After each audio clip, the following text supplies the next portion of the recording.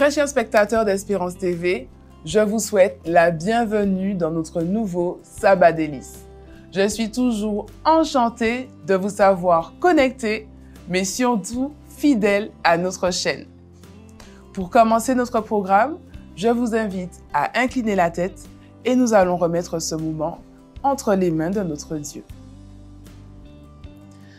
Dieu de gloire, de miséricorde et de grâce, nous voici en ta présence en cet instant, simplement pour te remercier pour cette semaine qui s'achève. Alors que nous rentrons dans ce sabbat, moment que tu as mis à part pour nous, moment où tu nous demandes de venir en ta présence, s'il te plaît, viens, descends dans nos cœurs, dans nos familles, dans nos vies, et que nous puissions t'entendre nous parler d'une façon particulière, car nous t'avons prié au nom de Jésus et pour ta gloire. Amen.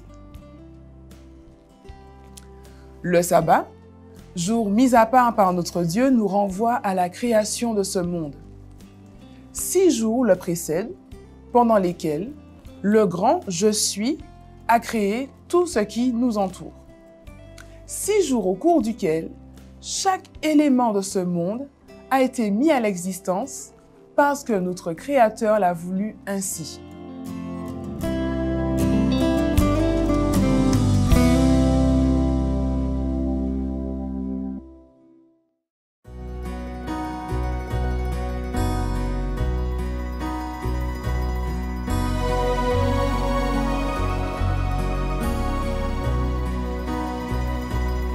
Je chanterai ton grand amour, l'hiver, l'été, la nuit, le jour, car cet amour est éternel, si grand et pourtant si réel, si grand et pourtant si réel. Toujours,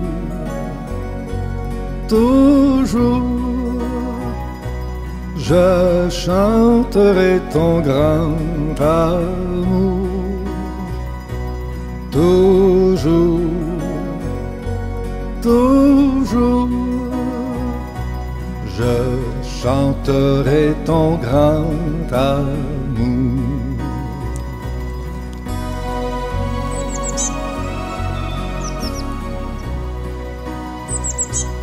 Je chanterai dès le matin, quand tout éclaire sur mon chemin. Je veux aussi chanter le soir, quand la nuit vient, quand tout est noir. Quand la nuit vient, quand tout est noir. Toujours, toujours, je chanterai ton grand amour. Toujours, toujours, je chanterai ton grand amour.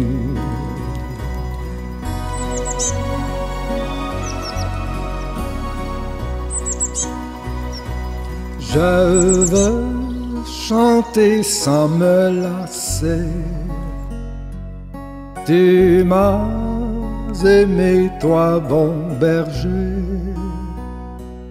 J'ai pleuré, tu m'as consolé. J'ai été perdu, tu m'as trouvé.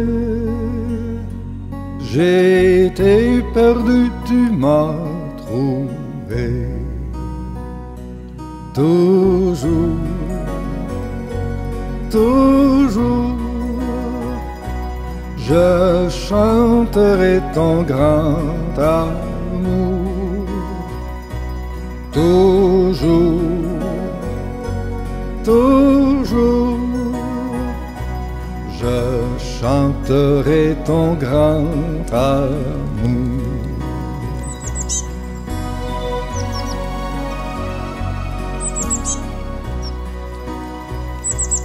Je chanterai quand ton enfant est menacé de l'ouragan, car vents et flots sont mesurés, et par ta main sont dirigés, et par ta main sont dirigés. Toujours, toujours, je chanterai ton grand amour. Toujours, toujours, je chanterai ton grand amour.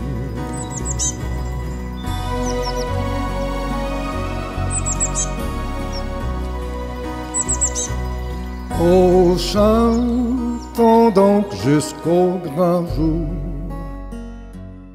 où réunis dans ton amour, grand Dieu, nous verrons tes splendeurs, et nous dirons de tous nos cœurs, et nous dirons de tous nos cœurs, toujours, toujours, nous chanterons ton grand amour. Toujours, toujours, nous chanterons ton grand amour.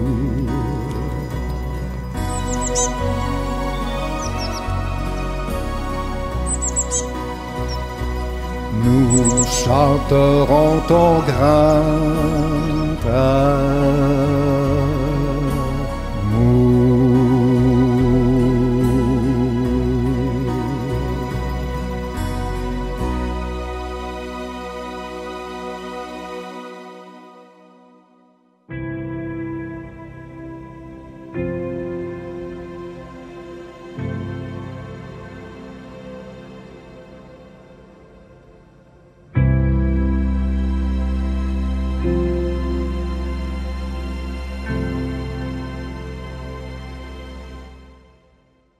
Voyons d'un peu plus près le récit de la Genèse. Le premier jour, il crée la lumière, lui donne un nom et la sépare de l'obscurité. Dieu, dans sa sagesse infinie, aurait pu dire « Ce sera tout, nous allons en rester là ». Mais non, le plan n'est pas encore terminé. Le deuxième jour, il sépara les eaux d'en haut et celles d'en bas avec un étendu qu'il appela « ciel ». Une nouvelle fois, notre Créateur aurait pu dire « Je n'ai pas besoin d'aller plus loin ». Et pourtant, il poursuivit ce qu'il avait commencé. Le troisième jour, il créa la mer, la terre, les verdures, les arbres, les fruits, etc. La Bible nous dit même qu'il vit que cela était bon. Cette fois, ayant constaté que ce qu'il avait fait était bon, il aurait pu achever son œuvre. Mais vient le quatrième jour, où il créa le soleil, la lune et les étoiles. Pourquoi ne pas s'arrêter là? Ce monde a-t-il vraiment besoin de plus que cela? Certainement. Le cinquième jour, il créa les poissons et les oiseaux et leur commande d'être féconds et de se multiplier. Waouh! Quel spectacle magnifique! Avec un aussi beau paysage, le Créateur de l'univers aurait pu décider que tout s'arrêterait là. Voilà que le sixième jour, il crée les animaux de la terre, bétail, reptiles, et là, il crée l'homme à son image. En concluant, il déclare que tout ce qu'il a fait est très bon, puis se reposa le septième jour.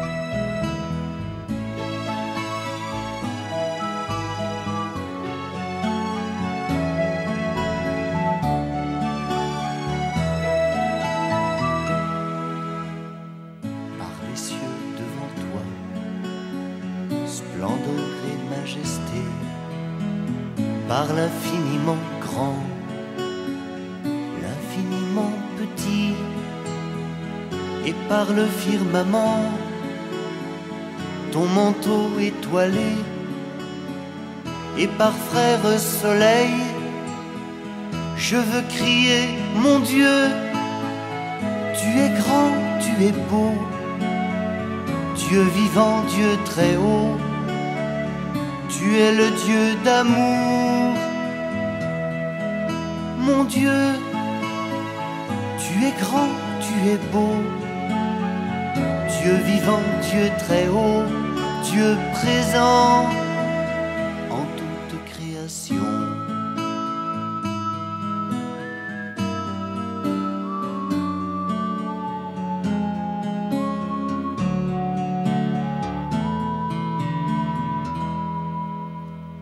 Par tous les océans et par toutes les mers, par tous les continents et par l'eau des rivières, par le feu qui te dit comme un buisson ardent, et par l'aile du vent, je veux crier, mon Dieu, tu es grand, tu es beau, Dieu vivant, Dieu très haut, tu es le Dieu d'amour.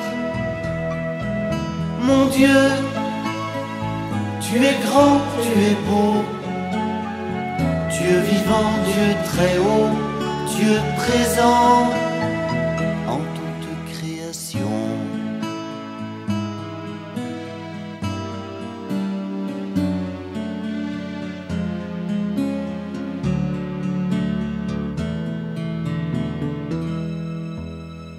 Par toutes les montagnes et toutes les vallées, par l'ombre des forêts et par les fleurs des champs, par les bourgeons des arbres et l'herbe des prairies, par le blé en épis, je veux crier, mon Dieu, tu es grand, tu es beau, Dieu vivant, Dieu très haut, tu es le Dieu d'amour.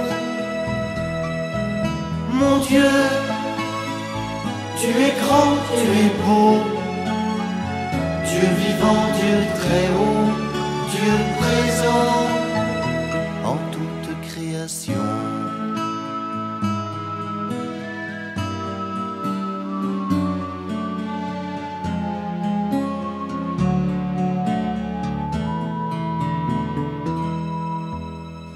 Par tous les animaux de la terre et de l'eau, par le chant des oiseaux, par le chant de la vie, par l'homme que tu fis, juste moins grand que toi, et par tous ces enfants, je veux crier, mon Dieu, tu es grand, tu es beau, Dieu vivant, Dieu très haut, tu es le Dieu d'amour. Mon Dieu, tu es grand, tu es beau, Dieu vivant, Dieu très haut, Dieu présent en toute création.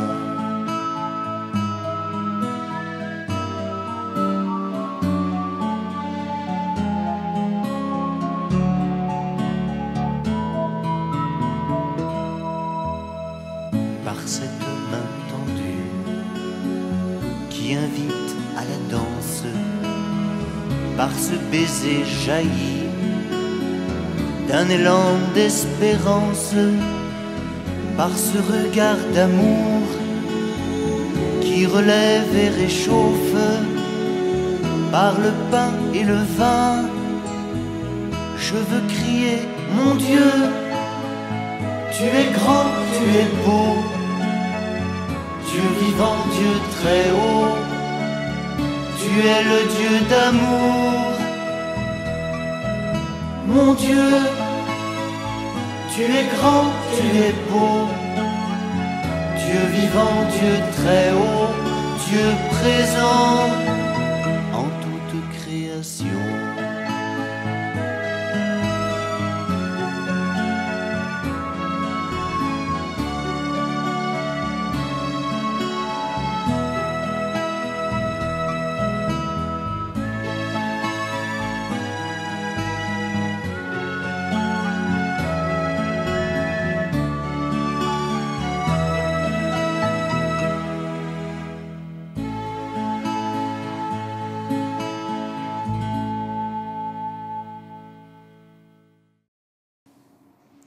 Avec le récit de la création, nous voyons un Dieu qui va au bout de son plan. Une chose est sûre, c'est que sa sagesse, son intelligence nous dépasse. D'ailleurs, il nous le dit dans sa parole, dans le livre d'Ésaïe, au chapitre 55, les versets 8 et 9. « Car mes pensées ne sont pas vos pensées, et vos voix ne sont pas mes voix, dit l'Éternel. Autant les cieux sont élevés au-dessus de la terre, autant mes voix sont élevées au-dessus de vos voix, et mes pensées au-dessus de vos pensées. » Maintenant, faisons le parallèle avec nos vies. Aujourd'hui, à l'instant présent, à quelle étape en est-il?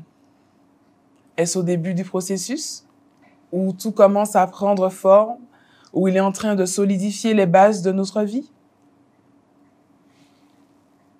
Est-ce en plein milieu du plan, où il vous appelle et vous emmène à l'abondance, la diversité, la production, et à prendre conscience que cela est bon pour vous, pour votre famille, votre entourage?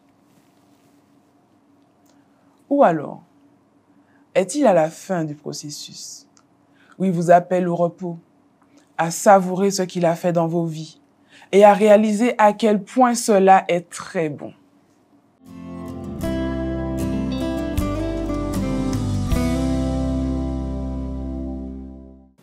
L'une des plus belles choses qui puisse nous arriver, c'est d'être sûr qu'effectivement, Dieu veille sur nous. Et quand on est convaincu, on marche vraiment agréablement s'accompagner. Par contre, quand ça tourne mal, on a tendance à se poser des questions et puis même interroger Dieu par rapport à certaines circonstances.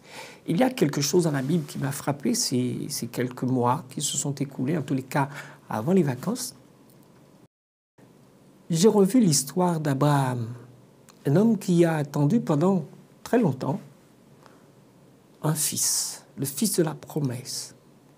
Et puis un beau jour, Dieu le recontacte au plus près et lui dit que dans l'année suivante, nous sommes en août 2023, et dans l'année suivante, ça fait août 2024, la promesse s'accomplira.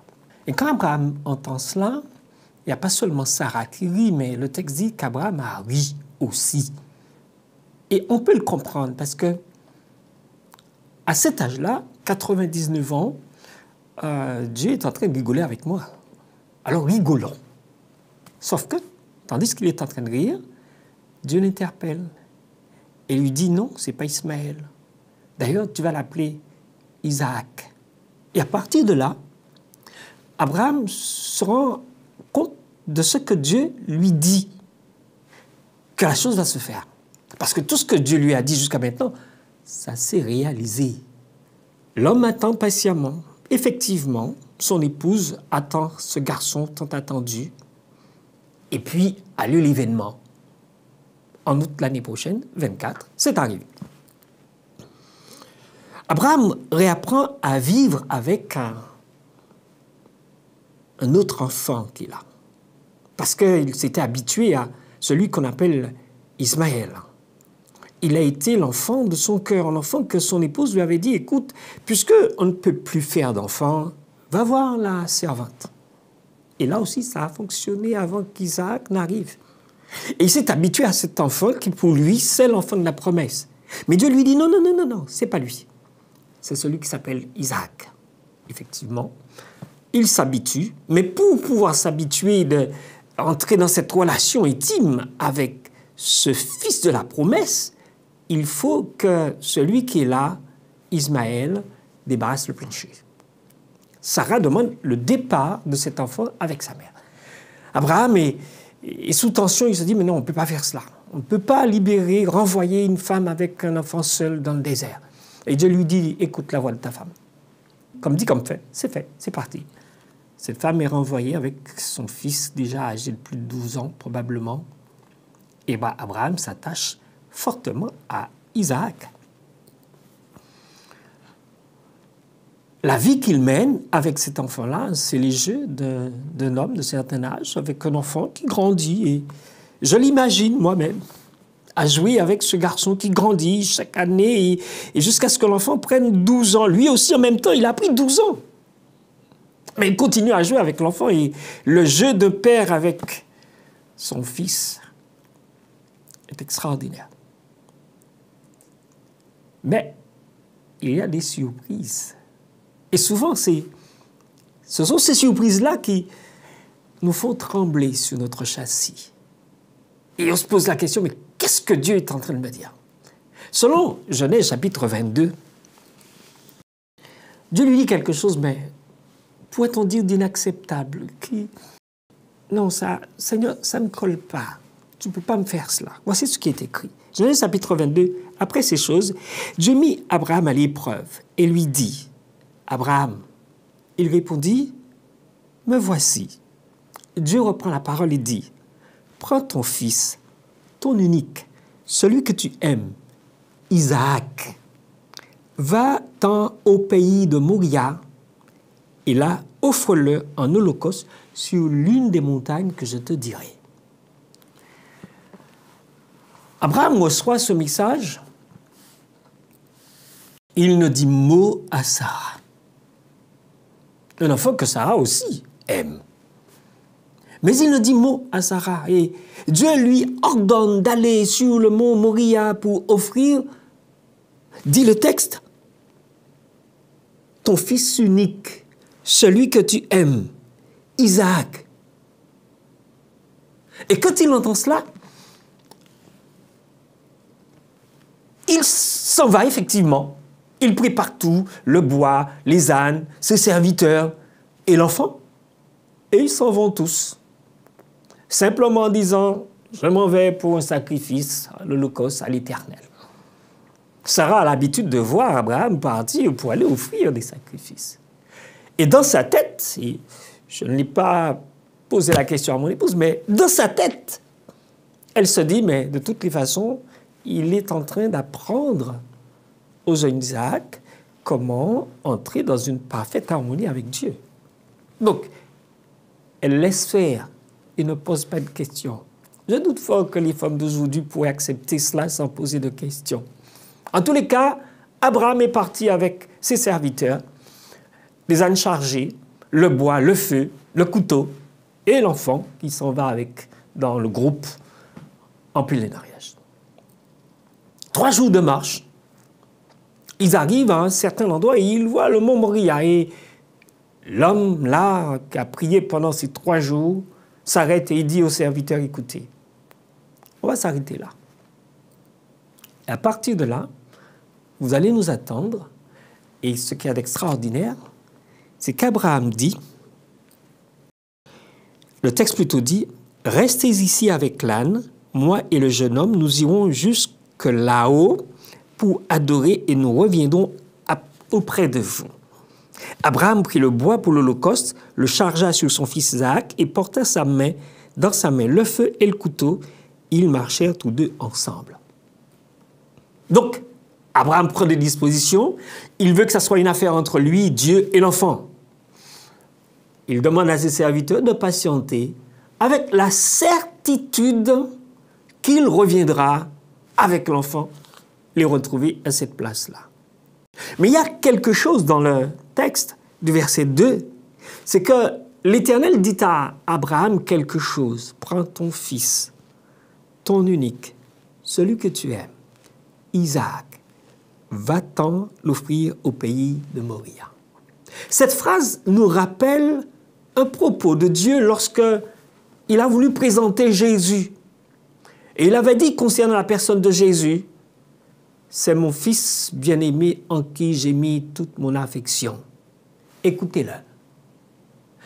En quelque part, Dieu présente Jésus comme étant son fils unique. C'est mon fils bien-aimé. Et il dit bien à Abraham, celui que tu aimes, ton unique, Isaac.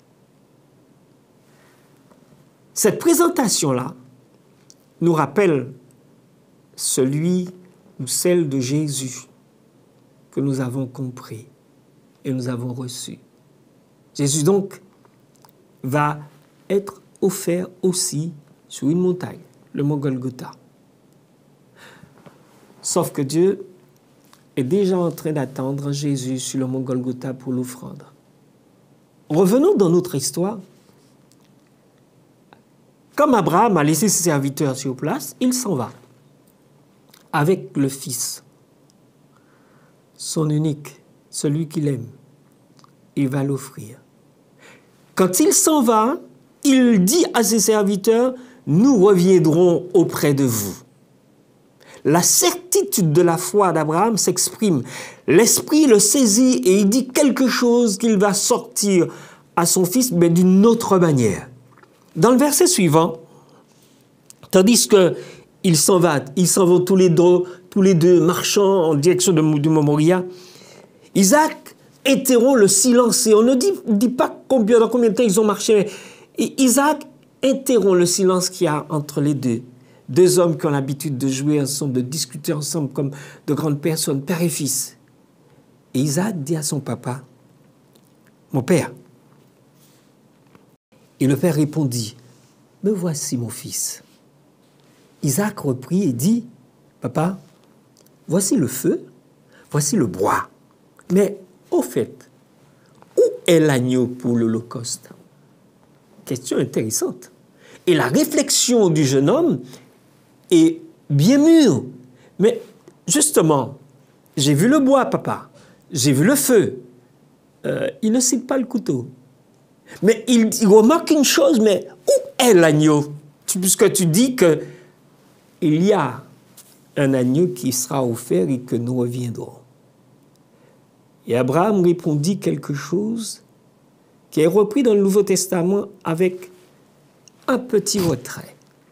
Abraham répondit à son fils, « Mon fils, Dieu se pourvoira lui-même pour l'Holocauste. » Et la marche reprit, tous deux ensemble.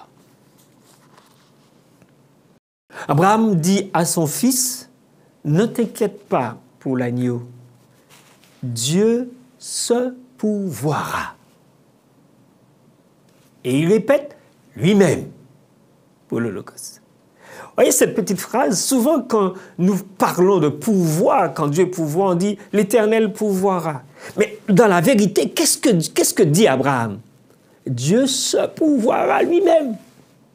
Ça veut dire que ce n'est pas Abraham qui a demandé à faire le sacrifice. C'est Dieu qui a demandé d'offrir Isaac sur l'autel.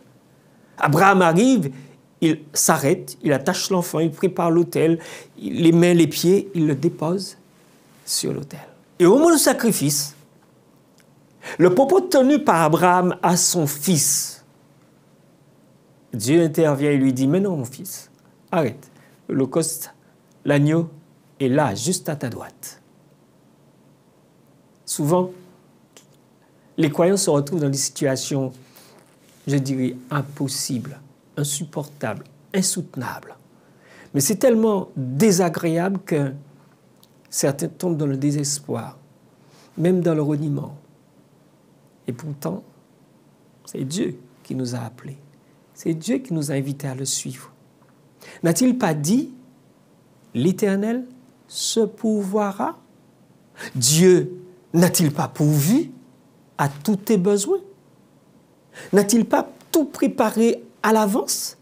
Dans le livre d'Éphésiens, Paul dit que Dieu a préparé les bonnes œuvres afin que nous les pratiquions. Et ce sont des bonnes œuvres préparées longtemps à l'avance.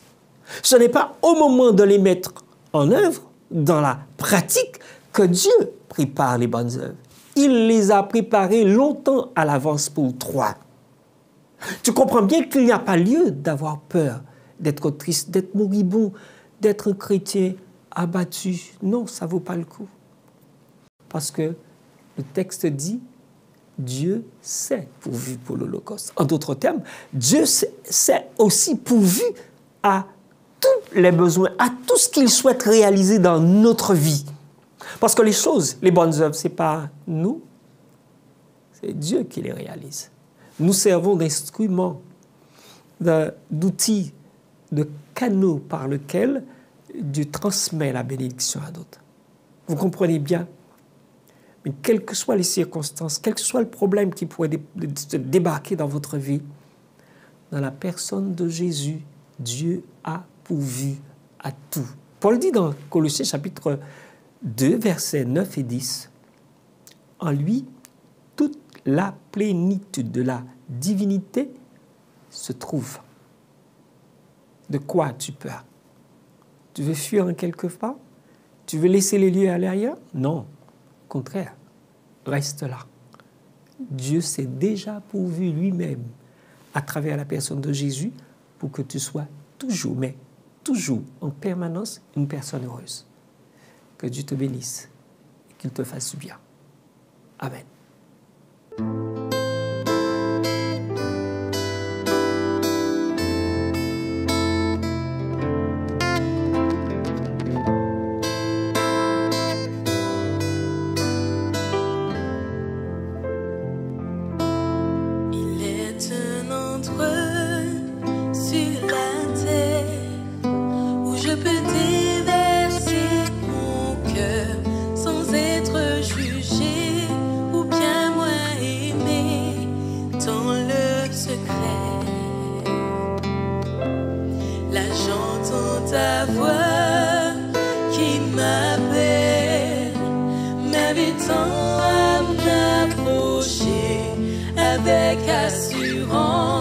Et plein de confiance, je peux entrer dans ce lieu secret. Je bâtirai ma vie dans ce lieu secret. Tu me façonnes, me construis. Je suis là.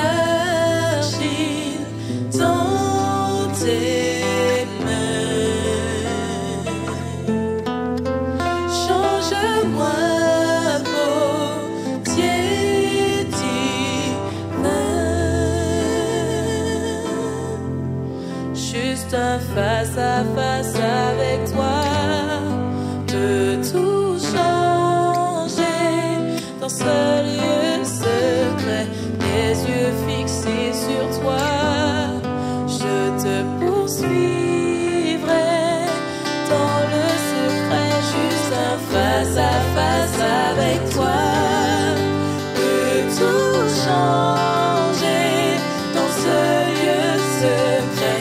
Les yeux fixés sur toi, je te poursuivrai dans le secret, juste un face à face avec toi.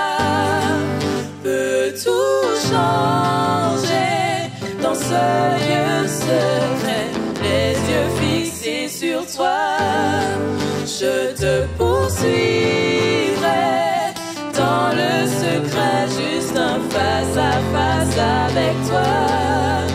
Peut tout changer dans ce lieu secret, les yeux fixés sur toi, je te poursuivrai.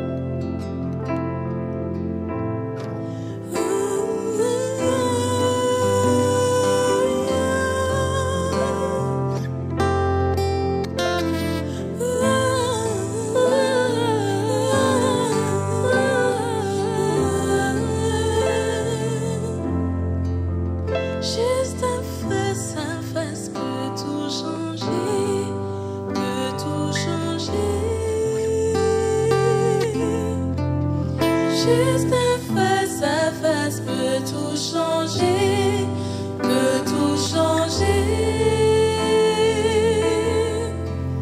Juste un face à face peut tout changer, peut tout changer.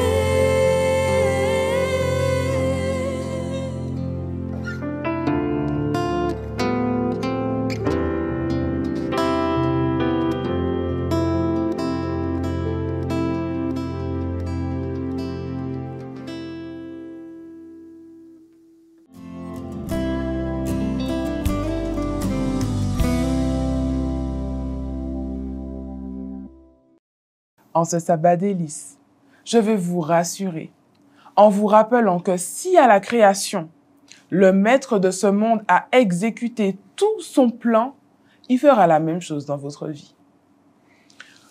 Peu importe le temps que ça durera, l'énergie qu'il faudra y mettre, il ira jusqu'au bout.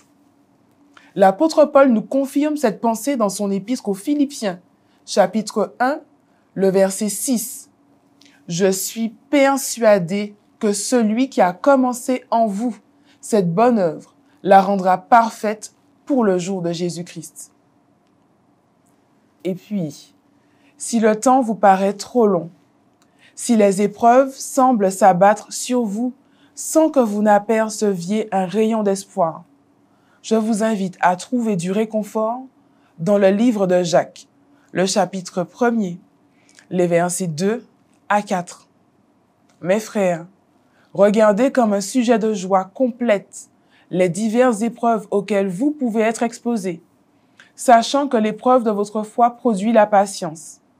Mais il faut que la patience accomplisse parfaitement son œuvre, afin que vous soyez parfaits et accomplis sans faillir en rien.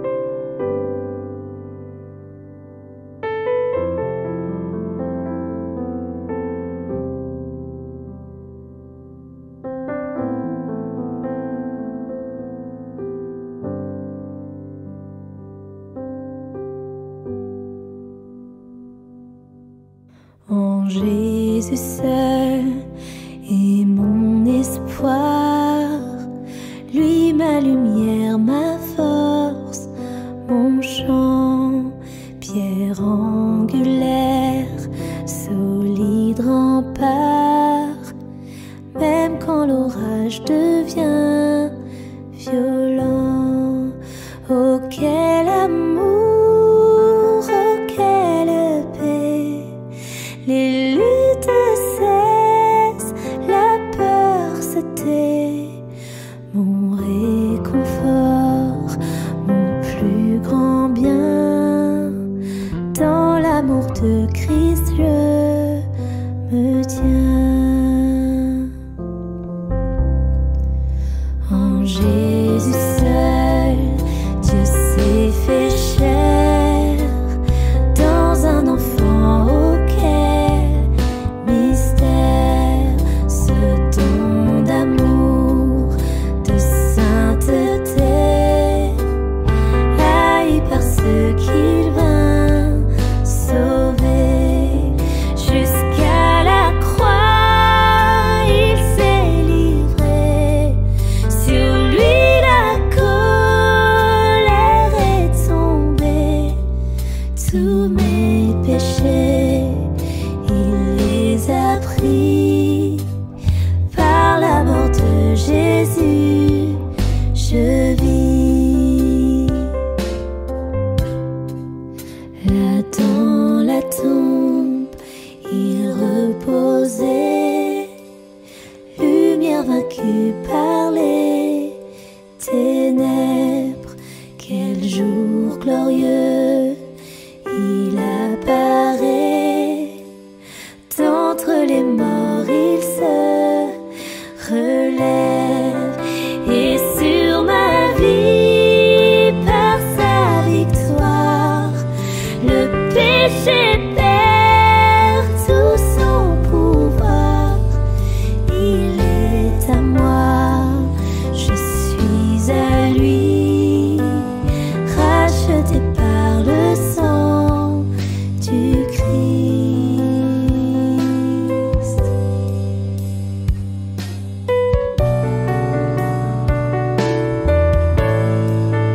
Je vis en paix, je meurs sans crainte, gardé par la puissance du Christ, du premier cri au dernier souffle. Jésus est maître de ma vie.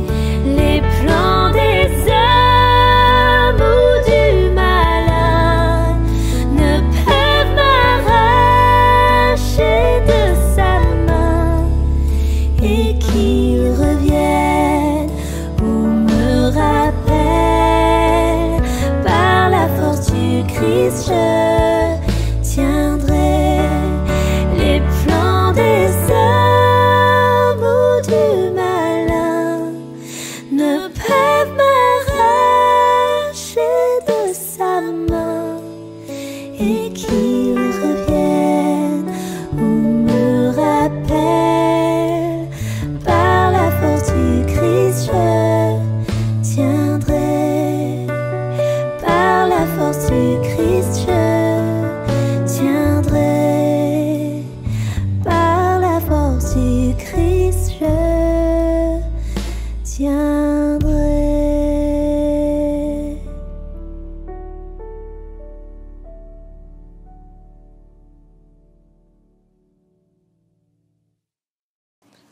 Notre émission touche à sa fin. Mais nous restons tout de même, pendant les quelques heures à venir, dans notre précieux sabbat délices. Pour clôturer ce programme, je vous invite à incliner la tête pour que nous puissions remercier notre Dieu. Éternel, Dieu de l'univers, nous te remercions pour le processus de la création dans nos vies. Nous savons et nous croyons que tu iras jusqu'au bout de ton plan. Nous te disons merci pour les heures du sabbat délice que tu nous permets de vivre. Et nous te demandons encore plus de nous toucher, de nous bénir de façon spéciale aujourd'hui, afin que nous puissions t'entendre nous parler, recevoir ton instruction et puis être ouvert, Seigneur, à ta transformation. C'est notre prière au nom de Jésus. Amen. Je vous souhaite un bon sabbat délice à tous.